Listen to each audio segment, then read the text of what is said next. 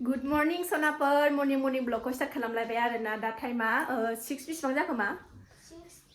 7 जानसै आरोना स्कुल दङ नालाय morning खामानि जोबस्रांजोबलायबाय आं दुगैस्रां लोबस्रां 53 जाबाय 6:53 जाबाय 7 जानसै दुगैस्रां लोबस्रां फुजा होनानै लाखांबाय रेडि जाखांलायबाय आरोना थांसैलाय दिनैनि डिउटिखौ हमनोसैलाय आरोना दिनैनिफ्राय डिउटि स्टार्ट जालायबाय आरोना आंना बाहेरायाव ओंखारनाया सोरांबानो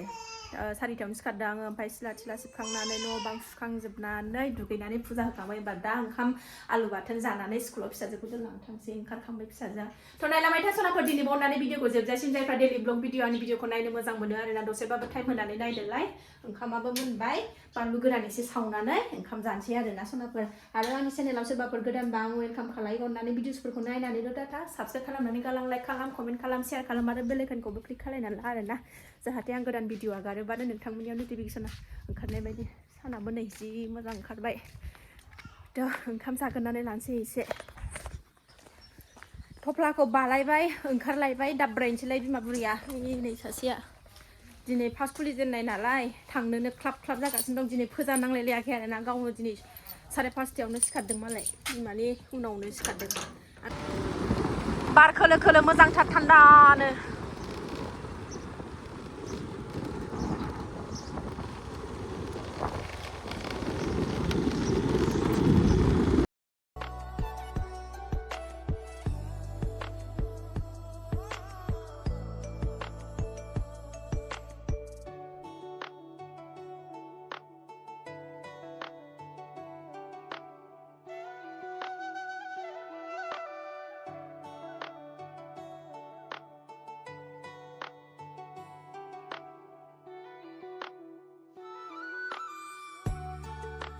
स्कुल मोनफैबाय जोङो नै फिर दिनै थाबनो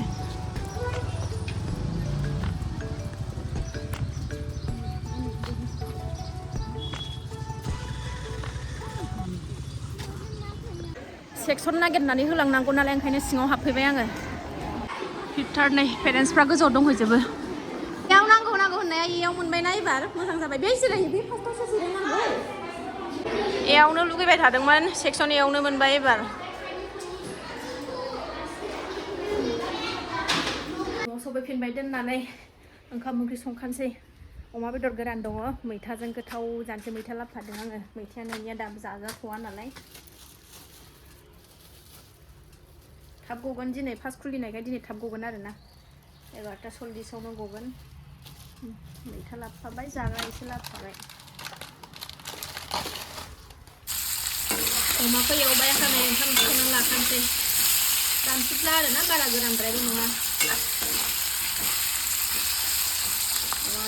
अमाजों मैथाजों आराम एवनानै लाबाय आङो नै एबार माबाखौ होनोसै मैथाखौ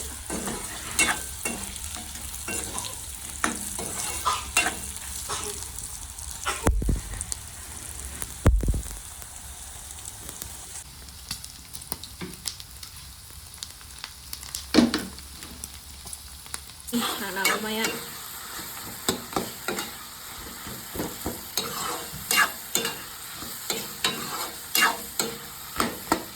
दै एसे होनोसै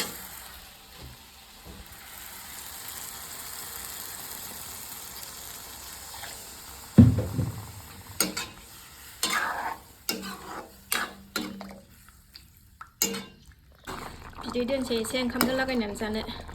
थांसै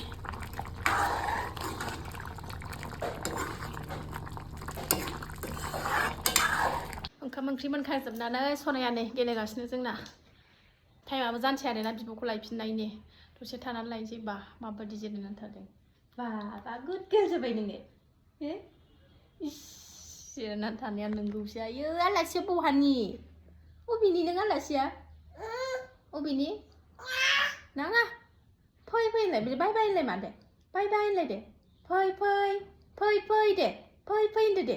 फै होनदो दे फै ओरै होननांगौ ओरै फै दे औ सोना रोंबाय बाय बाय दे होनलाय दे सोलोंहांजोब्बाय आरोना मा फोरोङो बेखौनो सनाया सोलोंहांजोब्बाय आरोना मा होनो बेखौनो एसे लाहांजोब्बाय ना मा बेले दिनै फुङावनो स्कुलाव थांनो मोनबाय नालाय फुङावनो बेरायनो मोनबाय नालाय जा खुसि बाज्ल'लांनाय लामा लामानो मालायनि सा बाजानानै जि बाज्ल'लांनाय खुसि मोनथारदों नामा नै औ बेले नाहरलायथारा टाइमबो जानोसै फिसाजोखौ लायफिननायनि दासो उन्दुबाय नै सासेया उफाय गैया बानानै लाना थांसै आङो 11:40 गगोन नालाय 11 माबायानो जाबाय मा होनोमोनलाय 11 20 जाबाय थांसै आं 30 ओंखारलांसै आरो ना 11:30 ओंखारलांनोसै आङो 11:40 गगोन नालाय स्कुला थाब ओंखारनानै थांनानै लानानै फैनोसै सान्दुङाबो जि गोसा थांनानै फैनोसै ओंखारबाय जोङो नै बानानै लाबाय थफि गानहोबाय आं जि बारा बेना दा खानाय गैथ'वाना थाख्लु होनाया बारा जि हब नांलाङो बारा जि हब नांलाङो आरो ना ओंखायनो थफि गानहोबाय आं ओरैबादि सान्दुं खामखांलायनाय सान्दुं मोनहैनायजों ग्रोब जानायजों जासिगोन 11:30 जाबाय 11:40 गगोन नालाय गारिखौ हानना लाखाबाय नै ओमफ्राय नै फैथ'वाखै जोंना बिब'खौ दासो लोगो मोनदों नालाय जि मोजां बाम जाबाय नै मिनिस्रांलायलायथारबाय गाबलायलायथारासै दिनै दासो लोगो मोनदों आब'खौ अबाव थाङामोन आब'आ हे अबाव थाङामोन हे नङाबा बाम जाग्रांबाय बाया नुवाखै जि मोजां थादों फुसका लाबोदों फुसका जानि ओमफ्रायसो ओंखाम जानोसै सनाफोर जेबो गैया आरोना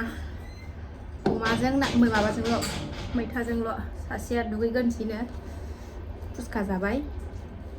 ओंखाम जानोसै उखैबाय गोथाव जानोसैलाय अमा बेदरजों